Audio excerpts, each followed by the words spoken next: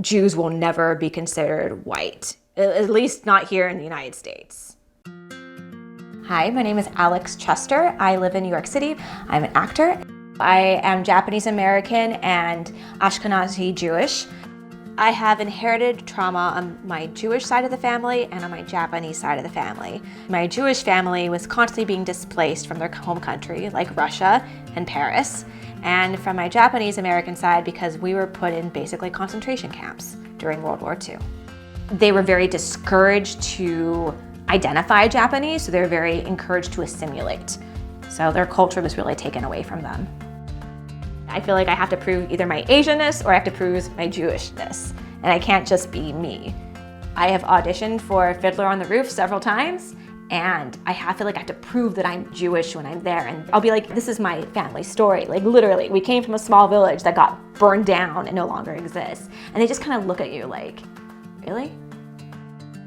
A lot of the people that get cast are very Aryan looking.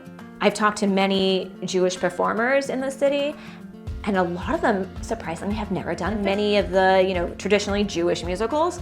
They're very frustrated. They're like, this is also my family, but I'm being told I look too Jewish. People won't like that for the stage. I have definitely been fetishized as an Asian woman in the entertainment industry. 13 to 15, I was in the pop group Dream. That's P. Diddy's pop group.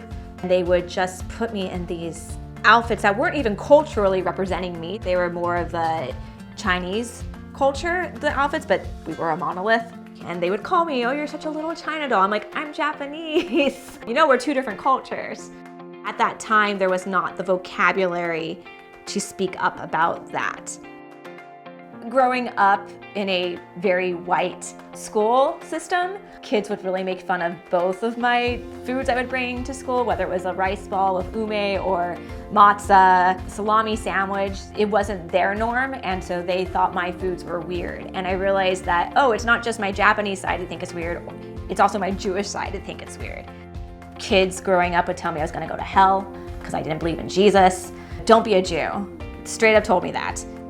I love mixing Japanese food and kosher food together. I think it blends beautifully. I also have an idea for a matzo ball soup, but I put parsnip usually in my matzo ball soup, but would use daikon radish instead. Maybe add some ginger and a little bit of garlic. And instead of using schmaltz in my matzo balls, I would use sesame oil. But definitely trying to play up the Japanese-ness of the soup.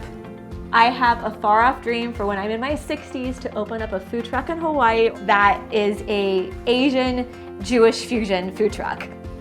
If we were all united, like Jewish people, the different groups of color, the BIPOC community, can you imagine all the amazing things that would get accomplished?